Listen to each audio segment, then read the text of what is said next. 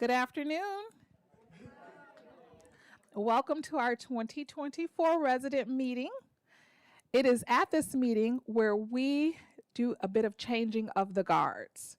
But before we do that, I want to give a sincere thanks to Mike Meekum.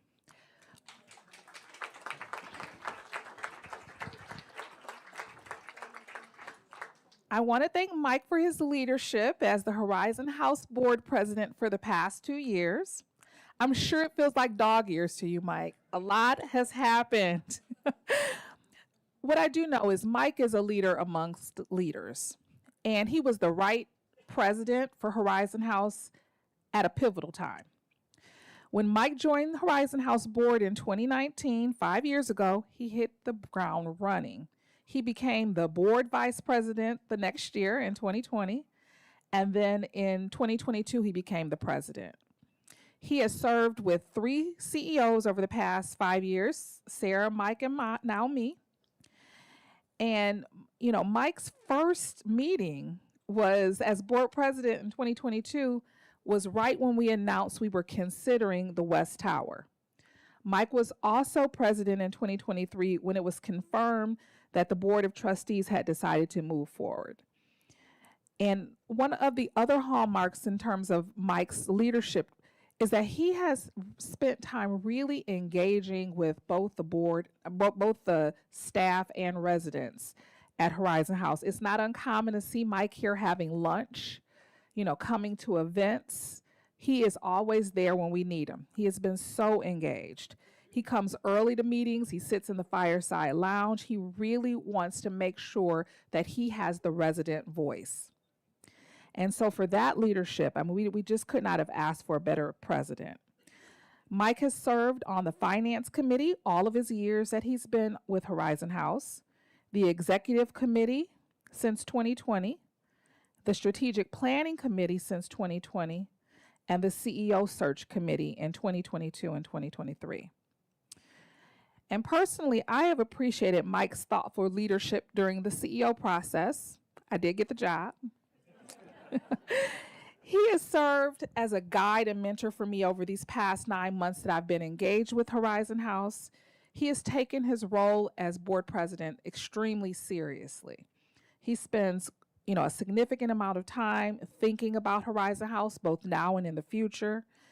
And he is thoroughly engaged. He has learned and really committed to learning more about the aging services sector by attending leading age conferences in both Denver and Chicago. He has also extended his network to us. Many of the board members that we have now are through Mike's relationships. So he has extended his network to us as an organization and helped us make connections. The list could go on, but in closing, we want to thank you for your time and talent, Mike. You've been a great leader. So come up. We have a couple of things for you.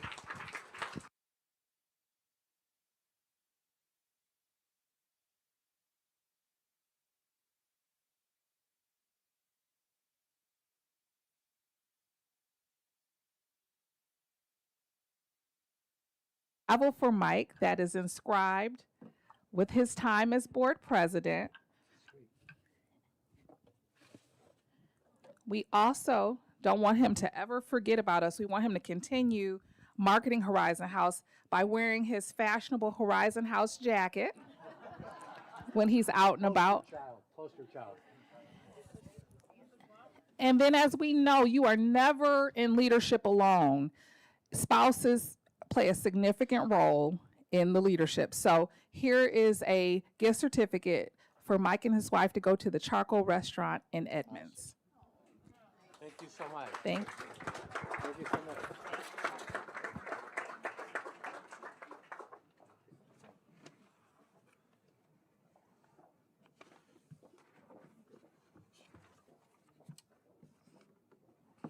you so much. Thank you so much, Erica.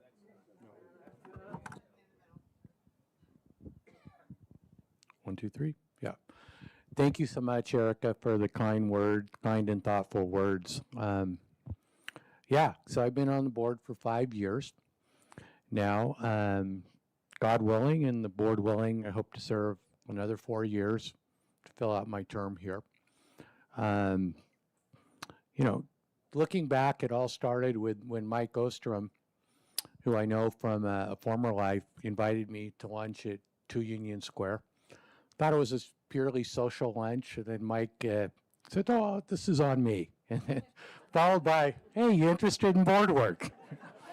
The guy was so subtle, so subtle. And I said, "Well, Mike, I don't know boo about senior living, but I actually have been doing a lot of governance work throughout my career on both sides of the table.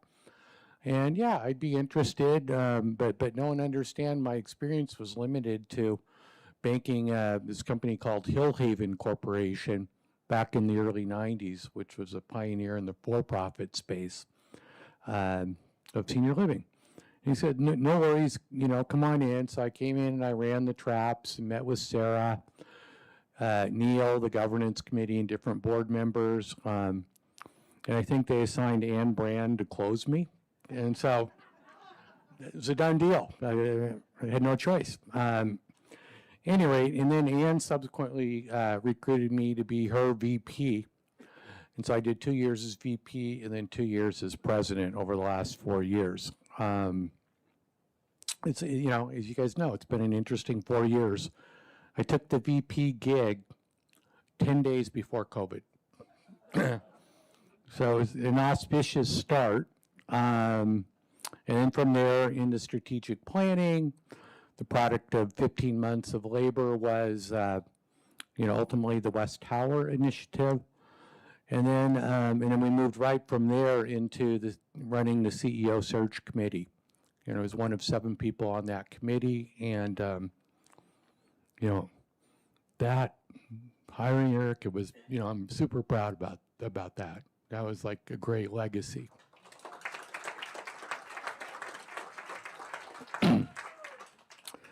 And also, I just would like to end by saying, you know, thank you for the opportunity. It's been absolutely a pleasure to serve you guys and be part of this wonderful community. I've met many of you over lunch, in the library, just walking around. And that's the best part of the job. And yeah, so you know, I'm still going to be around for the next 4 years. I'll be in a more general board capacity. And I look forward to taking more of you guys to lunch and just, you know, trying to make a contribution here. Thank you.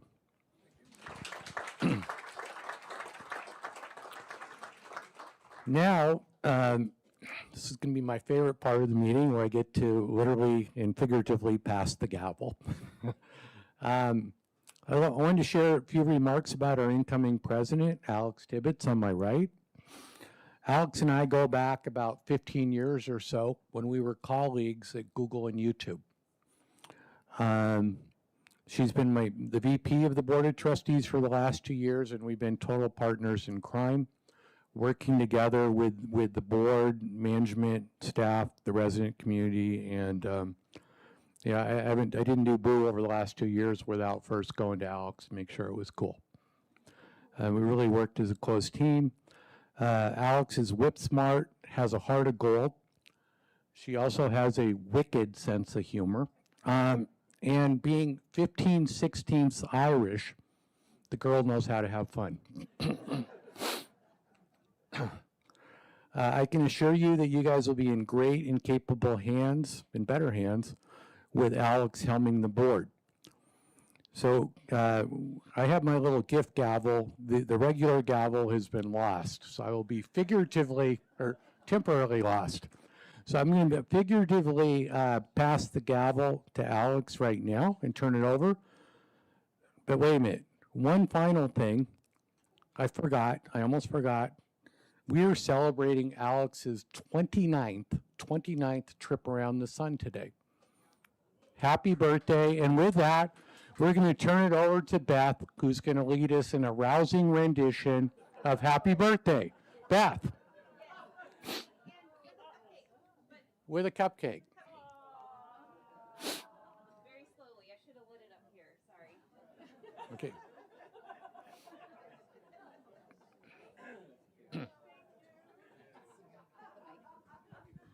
Okay, let's sing Happy Birthday. Ready?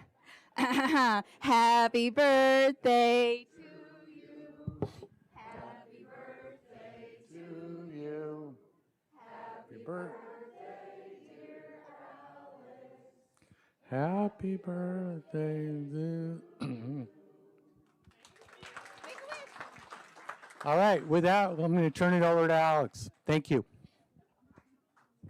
Thank you so much. Everyone's been asking me all day, what are you doing for your birthday? And I keep saying, not, board meeting. But now I've had a big celebration. So thank you so much. That's so nice. I think my role today is pretty quick, is just to facilitate some intros to the board, and then we're going to do some board committee updates, and then leave plenty of time for Q&A. So I'll do myself first, and after me, so you can get ready, will be Janelle. Sound good? So we're going to try to keep these pretty quick this year. So I'll be watching for Beth to give me the yellow card if I go on too long. But I moved to Seattle in 1999. I grew up in the Boston area. I have a son at the Northwest School, which is right nearby, just a few blocks away. So I'm driving by here every morning when I drop him off. I'm still at YouTube, although I've been interviewing. So if anyone's hiring, let me know. I have really, really just loved being part of the community here, and I hope to bring my son back to do more tech cafe. If anyone needs help with their Kindle or their computer, that's one of my favorite ways to connect in the community. Sometimes I fail and I can't help, but I really enjoy doing that. And let's see. Thank you so much, Mike, for the nice intro, and I'll leave it there. Okay. Next, Janelle. Am I supposed to get up, or can I? Oh, you can stay there. Okay. Or no. Okay, people can't see me. I will stand up. Okay. Hi, everybody. Good evening. My name's Janelle Turner. Pleasantly, this is my third residence meeting. Always good to see you. I so look forward to this day. I just want to echo the sentiments about Mike and how wonderful it's been to serve under your leadership. You're an incredible human being, and we're lucky to have you. Alex, look forward to serving under your leadership. I was raised in this area, grew up in Kent, went to Kentridge, UW, go Huskies, actually, sadly, but through and through, a Seattle girl. And luckily, I have a son in Marysville. He and his wife are expecting their first child in June. He works at Boeing, she's an RN. And my younger son, who's 22, is a professional soccer player, and I'm so excited. He just had his debut in the national team. He could be playing in the 2026 World Cup, so really excited about that. Stay tuned. And let's see, professionally, I am a philanthropic advisor. I work with a values-based advisory firm here in Seattle called Phyla Giving. Phyla from the Greek, meaning love of humanity, and really that's what generosity and philanthropy is about. We work with families and individuals who are just needing a little support, getting organized around their philanthropy, and surprisingly, turns out families don't do that planning work so well together without a little bit of support and facilitation, as I've seen in my own family, helping my parents with their estate plans. So I've been in that field for about 18 years. And fun fact, lastly, is I'm also a board member of Seattle Opera, and this year on stage, quite apropos, is for this month, is The Life and Times of Malcolm X. And that is going on stage February 24th. Opening night is going to be a blast if you can come, so please do join if you can. I know there's some opera lovers in the room. Glad to be here and hope to chat with some of you later. Thank you so much, Janelle. And next we have Gary. You want to come up?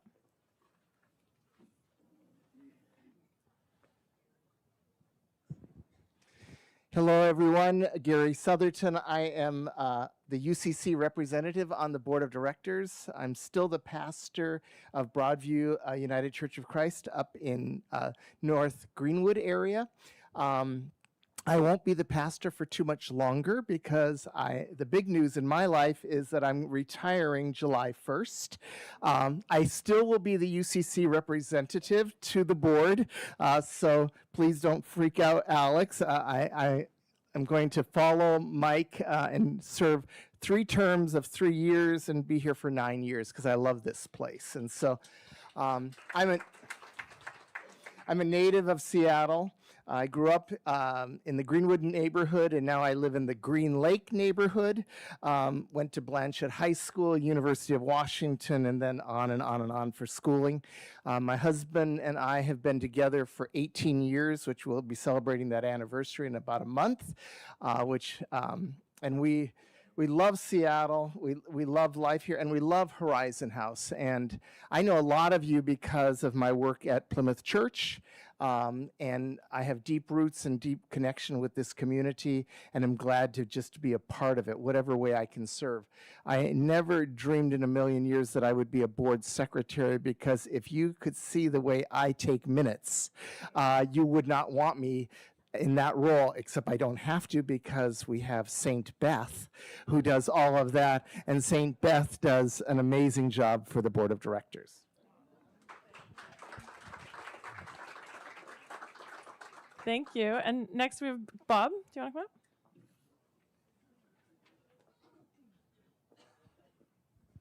Thank you, Alex. Good afternoon, everyone.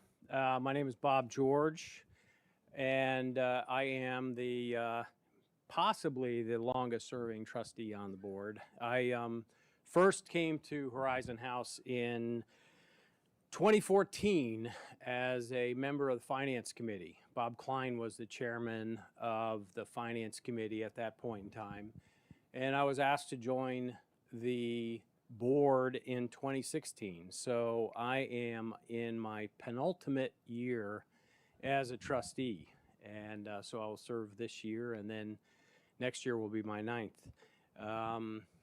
When Bob retired from the board and the Finance Committee, I was asked to assume the chairmanship of the Finance Committee. So I will be speaking in a little while later about the Finance Committee and the Audit Committee. On the personal side, I was born and raised on the East Coast in the tri-state region of New Jersey, Pennsylvania, and New York State. And then after stints in North Carolina, Brussels, Belgium, New York, and Pennsylvania, my family and I moved here in 1996. Fun fact that very few people know, I began studying the clarinet at age 4. I added the piccolo, the flute, and the saxophone, and played in a rock band and a jazz band until I moved to college, at which point in time kind of gave that up. My one regret is I did not learn how to play the piano. I was an econ major in college, studied for a year in Brussels, Belgium, got an MBA at Duke University, so I'm not necessarily a fan of UW. My wife and I met in high school, and we were married and that was in 1973, married in 1979. We have 2 kids that, 2 young adults that both live here, and so we live here. We love the Pacific Coast, and we spend as much time as we can in Cannon Beach. Thank you. Nice. Thank you. Thanks so much, Bob. Mike, I guess we don't need to do you, right? Or do you want to come back? Do you want to take another? Do you want to? All right. Bringing back Mike back up. I don't know. I thought you already had it. Your favorite bad penny. Here I'm. Again, I've been on Mike Mika. I've been on the board for 5 years. I'm also on the board of trustees of the Fulcrum Foundation here in town. I've been married for 34 years to my wife Solange, who originally hails from Uruguay in Latin America. We have 2 adult sons, Nick and Roger. They're almost 33, almost 32. One's here and one's in Miami. They're males. They're both single, as far as we know. It's a red letter day when we get a subject and a verb and a complete sentence out of the knuckleheads. My wife Solange, she grabs her rosary beads in the morning and the evening, praying for grandchildren. So anyone, I'm putting that call out now. Anyone's got granddaughters eligible, let me know. Professionally, I'm a semi-retired technology and telecommunications executive. I worked at places like McCoss Cellular and Google and YouTube over the years. Finally, a few fun facts. I'm a dual U.S. Italian citizen. Nice to have a second passport these days with what's going on inside the Beltway, right? Spanish is the first language of my home. And last fall, I was able to sneak away for 3 weeks and walk the Camino Portugues from Porto to Santiago. Thank you.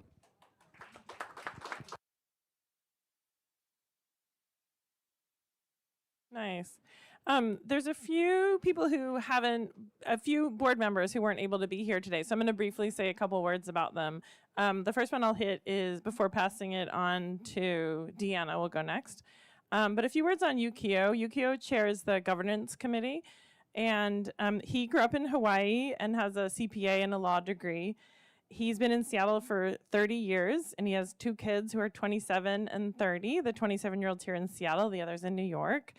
And he's been really great, dependable in finding the succession plans where needed. Bob mentioned his, upcoming retirement from the board. So next one is Deanna.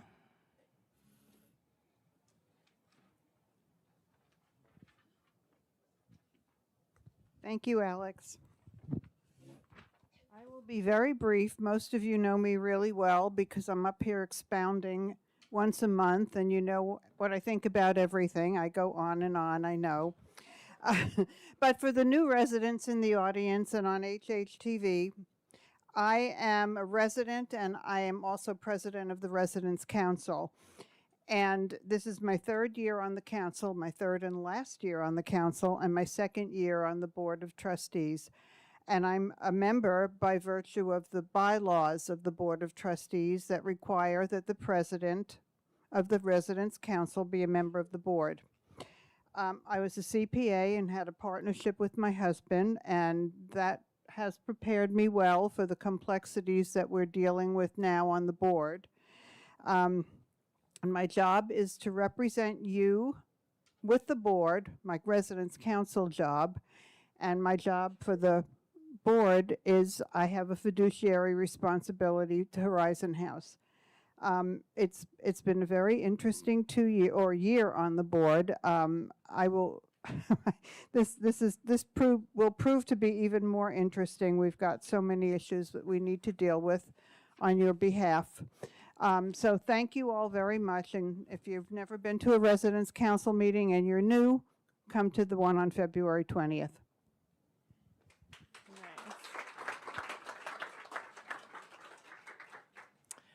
Another board member who wasn't able to be here today is Marcia Almquist. I think this is her 2nd year on the board, and she's very also involved in Plymouth Church and has a great deal of experience in nonprofit leadership roles with Casa Latina and Plymouth Healing Communities. I think a lot of you know her too. And so the next person will be Jim.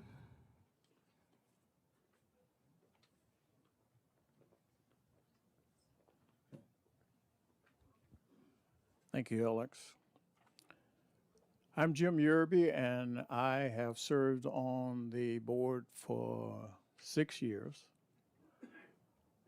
I've enjoyed every moment, and especially this time when we have a chance to talk to the residents. I've served on a number of boards in my life, and but none that I enjoy more than Horizon House. I grew up in Louisiana and migrated here as a young man to go to Seattle University. Later, after attending Seattle University, for all you Husky fans, Seattle University, I attended the University of Puget Sound, majoring in business administration and public administration. I've worked across sectors. I worked in the private sector at Boeing, the not-for-profit sector at United Way of King County, and the government sector at Washington State Ferries. My background is in human resources and labor relations. And I guess I have, my wife and I have 2 children, adult children. One lives in Texas, and the other is here. I'm getting a card, so I guess I'll close it out. I'm just privileged for the opportunity to serve on the Horizon House board and with all of my colleagues here who are just wonderful people.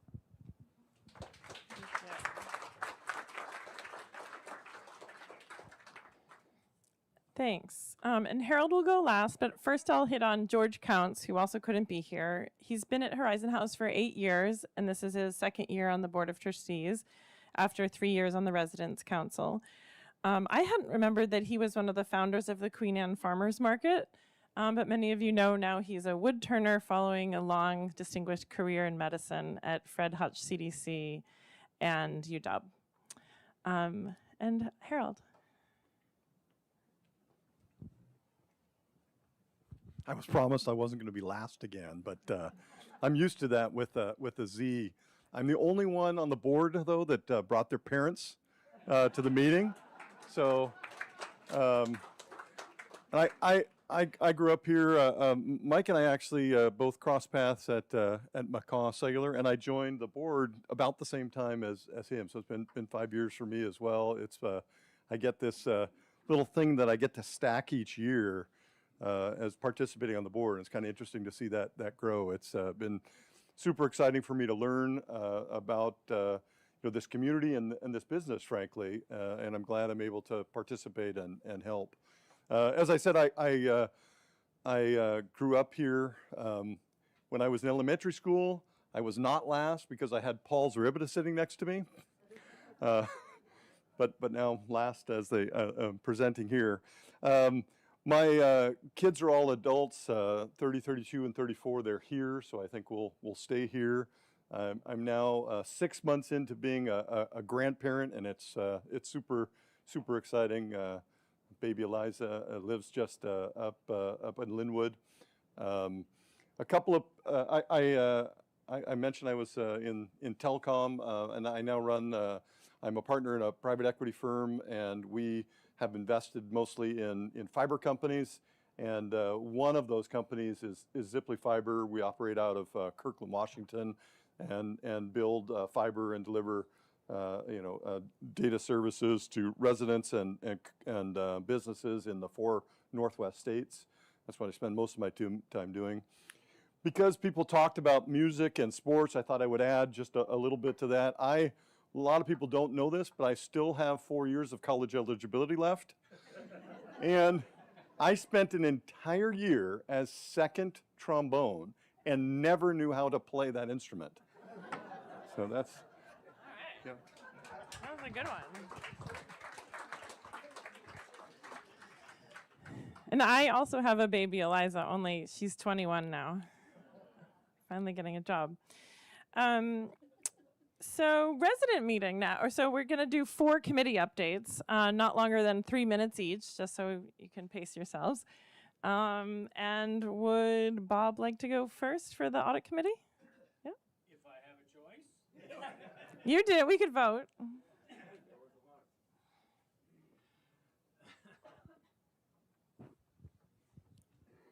For those of you who are timing, I do have 5 minutes because I have 2 committees. So technically I should have 6 just to prove that I can do my math correctly. So I'll start with the Finance Committee, since that is one that certainly is near and dear to everyone here's hearts. So first of all, the committee members, and it is a very, very strong committee. We have 2 residents on the committee, Marsha Almquist and Bill Anderson, and both of them contribute extensively to the performance of our committee. We have Lori Warfield Larson, who is a staff member. She's also on the committee. We have several former and present presidents on the board, on the committee. Tom Garland, who many of you may know, Mike, And Alex is also on the board, as well as an individual who worked with me for many, many years as my corporate controller, Gary Posner. And Christy and Erica are in every single meeting and contribute extensively to the meeting and help us run the meeting. In addition to that, we have 3 very significant external advisors. We have PNC Bank that gives us advice on our endowment and our investment funds for Horizon House. And in addition, we have a subcommittee of the Finance Committee, the Investment Committee, which we formed. And we meet with PNC Bank every quarter for approximately 2 hours. And then PNC Bank then presents a shorter version of that meeting to the full Finance Committee every quarter. Sawgrass Partners is a financial advisory firm helping us with all things related to the estimates and the budgetary needs of the future West Tower. And Solutions Advisory Group is working with us on the filling the West Tower. And these are all, we meet with these groups every quarter. The Finance Committee has a very, very intensive meeting schedule. We meet virtually every month of the year, and every meeting is usually around 3 hours at a clip. The agenda is very packed, and the members of the committee are incredibly dedicated to Horizon House. We virtually never have a member that is not in attendance. We could not accomplish everything we do without the incredible time and effort of Christy Seymour, Horizon House's Chief Financial Officer, and Marjan Swan, who is Horizon House's controller. They are absolutely incredible. And the committee members putting their time and effort forward, I can't imagine doing this without them. The range of the Finance Committee topics, as you can imagine, are subjects of interest to everyone here, but I would put them in 3 primary categories: fiscal policy, budget development, and operating performance. And the fact of the matter is the Finance Committee activity is challenging even in normal times, but adding in an investment project as large as the West Tower, it is a monumental undertaking, and all of the committee members participate aggressively and with a great deal of interest and the best thoughts behind what's best for Horizon House.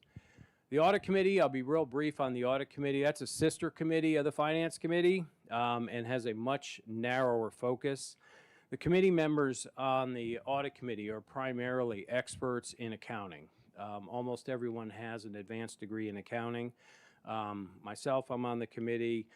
Jared Daly, he's an external CPA. Kathy Hasagawa is an external CPA. Gary Posner is an external CPA. All 3 of them have been on the committee for an extended period of time. Erica is on the committee, Alex Tibbetts is on the committee, and Janelle Turner are on the committee.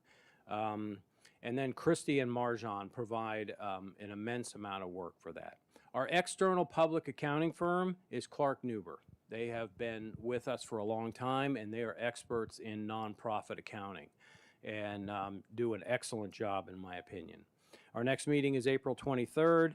Much narrower scope than the Finance Committee. Our primary responsibilities are ensuring that the accounting and the reporting as required for all nonprofits from Horizon House is absolutely top-notch.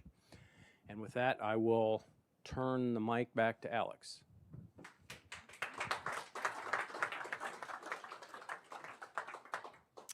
The next committee is Community Relations and Diversity Committee, which is Jim.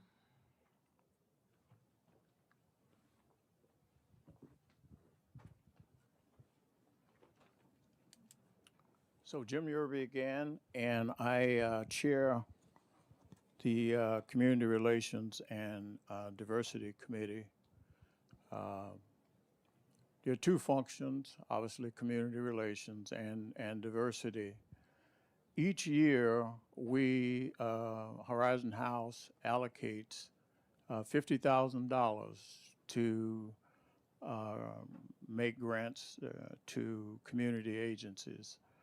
And we get a lot of interest in applications and have an opportunity to have staff from the agencies come and let us know what they're doing in the community.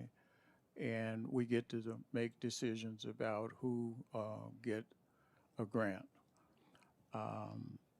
As I said, it's $5,000 each.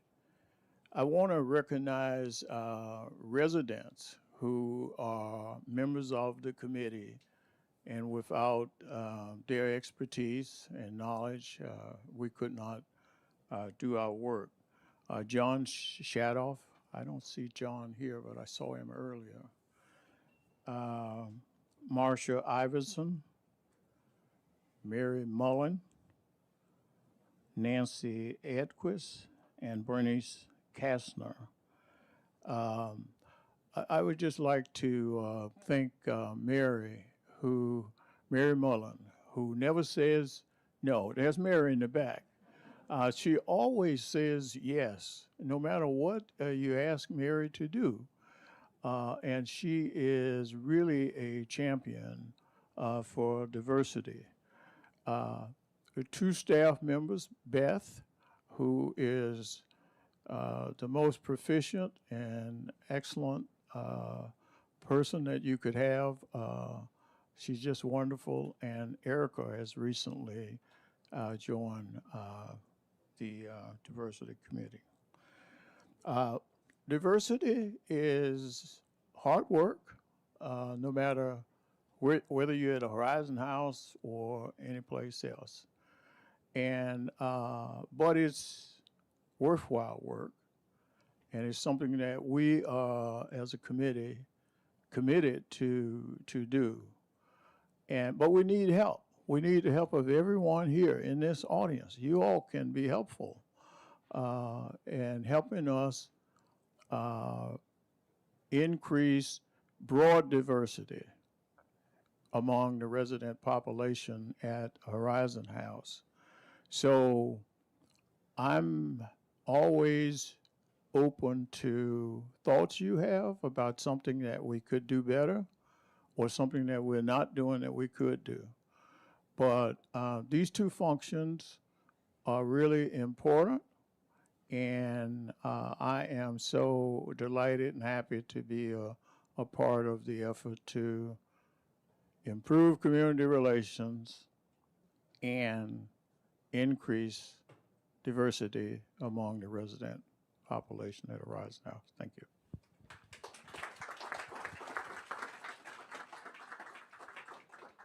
Next, we have Harold who's standing in for Yukio for the Governance Committee. Thank you. Yukio Morikubo heads the Governance Committee. He's well suited for this because he's a lawyer, as was Susan Duffy, who headed that committee before him. I wanted to identify the members of the committee. George Counts, who's both a trustee and resident. Jim Yearby, who just spoke. Neil McReynolds, resident, and of course, Erica and Beth and myself. And we meet periodically. We're primarily focused on the governance of the board. We do start the search process for additional board members. Everybody here has been through that process, generally referred by somebody else. We also think through and address board education so that we have opportunities as board members to learn more and be better prepared, both for the business, the industry, and also just being board members. And then we conduct an annual assessment, which we just recently completed, and report that out to the board, and then we as a board make changes as necessary. And of course, we make sure that we're following the bylaws and tracking things appropriately, and running the board business properly.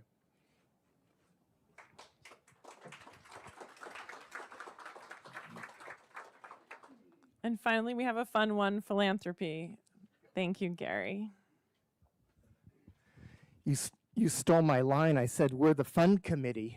We get to ask people for money. And so, and I've been doing it, as I mentioned last year, I just reflected on it. I've been doing this kind of work for 40 years of begging and saying thank you. And so I guess I've gotten good at it. Members of the philanthropy committee are Ann Brand. She's the former board president. John Guinnett. She's also a resident. John Guinnett is a resident, is on the board, or is on the committee. Elizabeth Hoover is on the committee.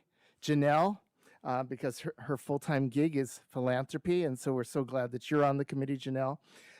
Angela Macy Cushman is a lawyer that we have that she's an estate attorney. She's on the committee as well. We also have David Robinson and Bryce Seidel. They have family members that live here at Horizon House. But the committee's work, the day-to-day work, is done by an incredible staff. And I do it every year, but you are so lucky to have the people that you have doing your work on philanthropy, especially Ruth Ann Ford and Charlene Hutchinson. They just do a marvelous job. And to show you how well they do, last year there was a goal of raising $460,000 for the Partners in Caring campaign. That's a goal. And they raised $515,000. You raised $515,000. $23,000 from businesses, $7,000 for memorials and honorariums, Heritage Society gifts, $200,000, and then planned gifts. 8 planned gifts that have been pledged. That's the second highest ever. Several years ago, they got 10, second highest ever, and fulfilled planned gifts, 3 fulfilled planned gifts of $216,000, which isn't in the Partners in Caring goal. So it's just great work, and it really speaks of this community and its generosity and commitment to Horizon House during challenging times. So I just really want to thank you for your participation. I do want to acknowledge that we have something really, I think, outstanding that's happening with staff scholarships. We had last year $40,000 allocated for staff scholarships. That's either people who work here or their dependents. Because of your generosity and because of your commitment, we're raising that from $40,000 to $82,000, more than double for staff scholarships. So that's just great news. And so the power of this community is in your hands. And you make it happen. And you're doing a phenomenal job.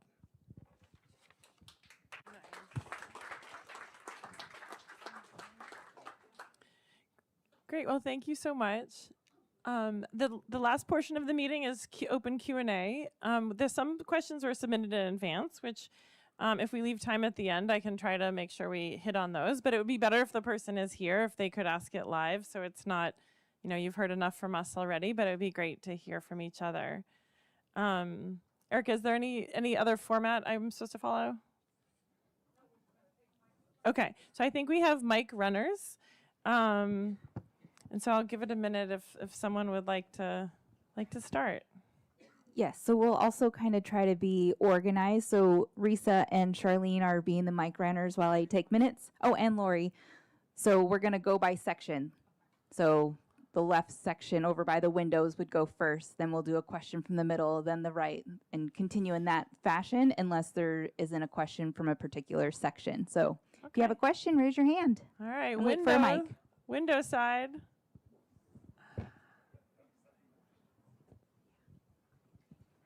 No, nothing? Okay, we can go to the middle. The building project is impacting us all quite a bit. So moving people from the west addition to the rest of the campus takes 51 units offline and decreases the revenue.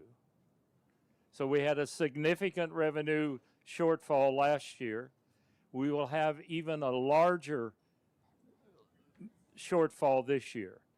I would like to ask the board to consider using monies from the endowment fund to make up that shortfall so that the burden doesn't fall on current residents. Yeah. Yeah. Thank you so much for that question. This is like such a special community, and this big investment that we're making, I realize it's a big trade-off. There's a lot of sacrifices that you'll all make in order to ensure the health of the organization in the long run. So first of all, just like completely acknowledge the challenges that are already present in some ways, and may continue. And I'm hopeful that the purpose, it's really a purpose-driven decision.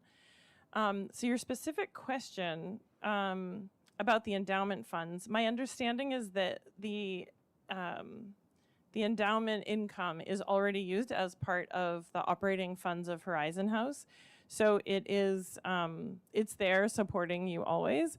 And I know Christy couldn't be here today. I think she's not feeling well. But the other thing that I want to try to reassure you is that we are looking at the finances and trying to segment them in separately, so that it isn't, you're not bearing the burden of a future investment, but that future investment should stand on its own, so that the new residents in the future are bringing economic value to Horizon House that will more than cover the cost of the project in the long run. So that is the intent, and so as we look at our regular income, we're also looking at pro forma incomes to make sure that we understand the impact in the long run, so that we're able to speak with lots of detail and honesty, and surgically look at, was this project successful in the end? And we're confident it will be. I just want to make just a quick point, that Ruth Ann from Philanthropy, that the endowment earnings are for philanthropy programs, and the majority of the endowment is a residence assistance. So that's always will pay for residence assistance. Okay, so I misspoke then. I think I was referring to the investment income, that there is some investment income that's going toward operating funds, is my understanding. Did I get it right this time? Erica, someone who knows? Okay. Okay. Can you give us an update on how the West Tower project is progressing? That's a good. Erica, do you want to take that one?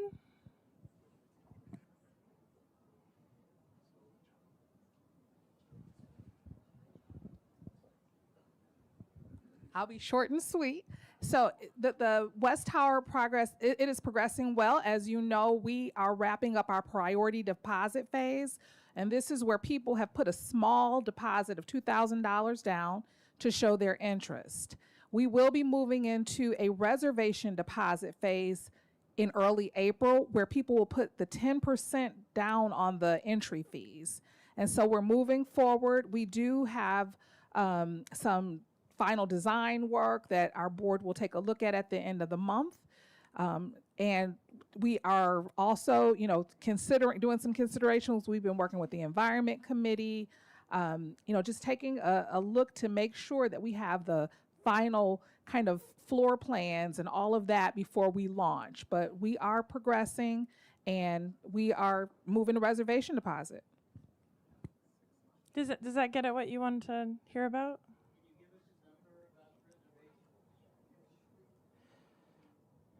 We need 70% of the units reserved before we can go to construction. Yeah. So we haven't started reservation deposits. We did have a goal for 120 priority deposits. We exceeded that. We are currently at, I believe, 126 priority deposits. That's the 2,000.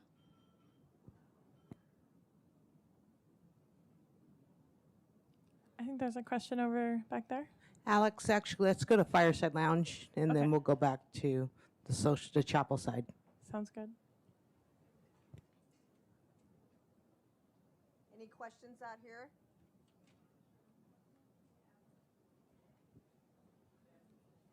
No questions in the Fireside Lounge. Back to the windows. Oh, good. Is that mic coming?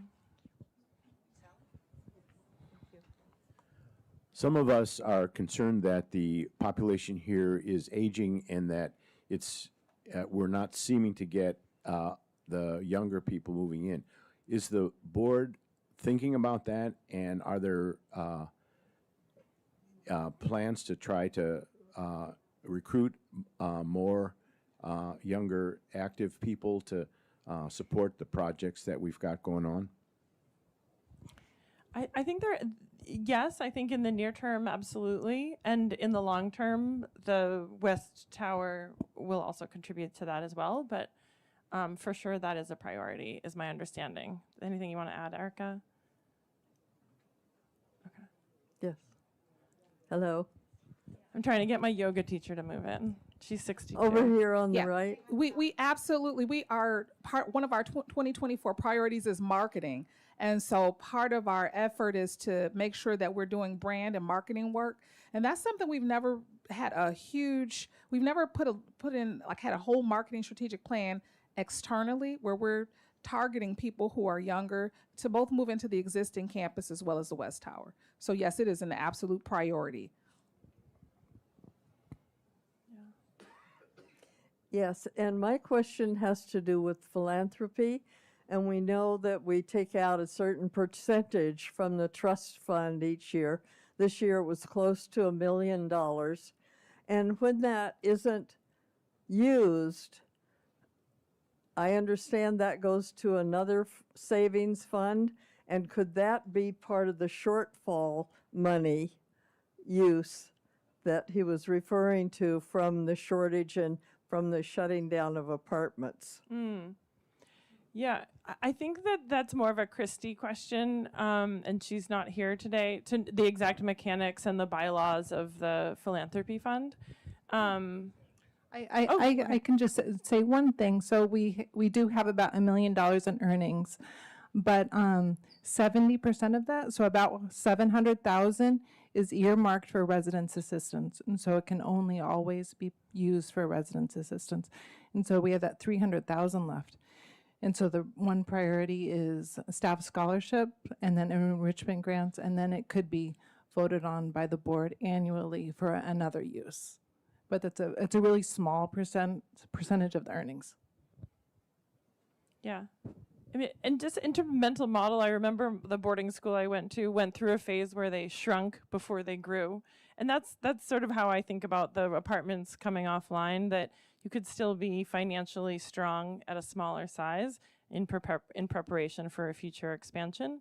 I don't know if that's helpful, but another question over here. Thank you. You said, I think, that you were looking to take actual deposits in March. Is that for the West Wing, for the West Tower? So I guess my question is, has the pricing actually been set on entrance fees and how that's going to work? So we have a range right now. We are finalizing a few things, some environmental things and some work around windows and glazing and window heights and placements. As soon as we have that complete, which would be before the end of this month, by the mid-February when we need to send out the board packet, it will be done and we'll have final pricing. But we do have a range and it will not exceed the range that we've put out to residents, for prospective residents.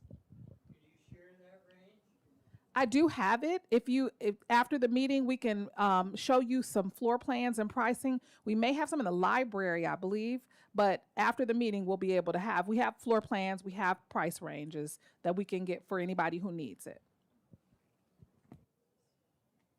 Another one over here.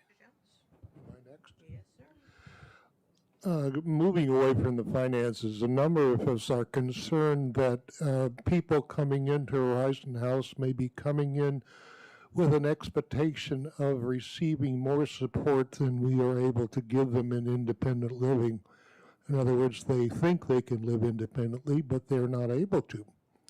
Are you tightening up the screening process any? I can respond to that one. Lori over here. So yes, to your excellent question, Bill, the issue is twofold. I am describing that what we are seeing lately is an imbalance in the resident community. One is, as you spoke about, the entrants who have been coming into Horizon House in the last few months, and we're working closely with our sales department to better evaluate the process that they use, ensuring that the residents who are coming in are able to live independently. And so that is heavily being addressed right now. The second piece is we do have some longtime residents who have been in decline for quite some time. And so those residents are being also supported and plans are underway. Some have already been put into place and others are in process. The other comment I'll make is the board at our earlier meeting today just adopted and approved revised conditions of occupancy. That is part of the residency agreement, and that has some additional language to strengthen what it means to be able to live independently. And so thanks to some of the great feedback some of you have provided from committees, such as the safety committee, for example, we have strengthened that conditions of occupancy document so that it's clearer and also can be used by our sales team to work with prospective residents within the confines, of course, of the fair housing law, but to be able to have more to work with as they are interacting with prospective residents. At the right time, when we have a question over here, there is one in this section when we're ready for this. And we do have some residents who submitted questions in the beginning that we want to make sure that we get answered. And I know we're running out of time, so. Okay, so maybe do a couple more in the room and.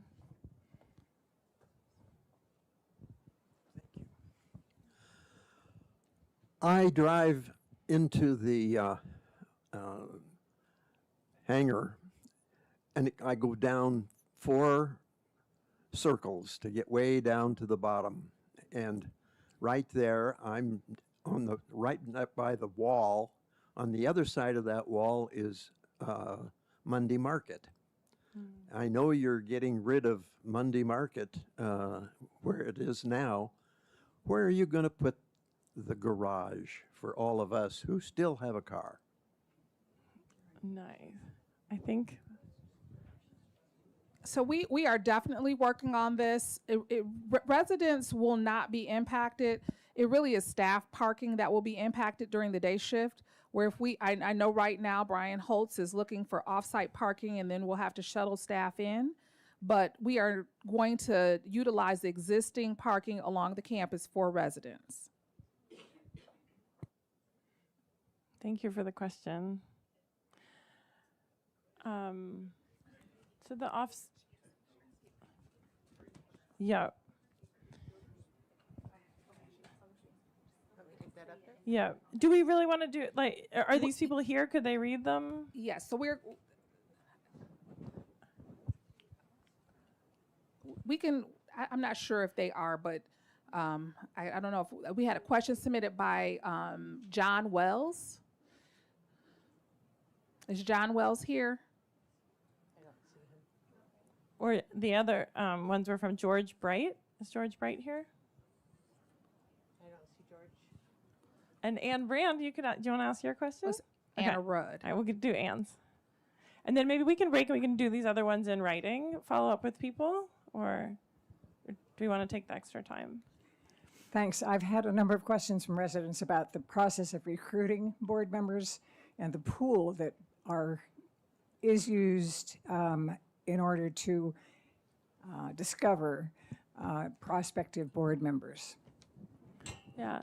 Harold, do you want to take that one?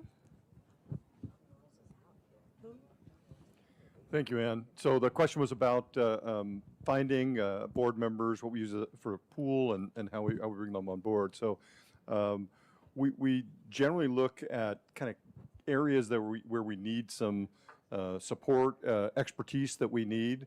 We have long cycles on the board. You heard people who've been on the board for a long time, so we get to plan a bit ahead. We seek input from a number of sources, including board members and residents. As you know, and residents are also have several spots on the board. We've got Deanna over here and George. So those are the things that we do. We don't have a specific defined process because we want to find the best that suits our needs at the time.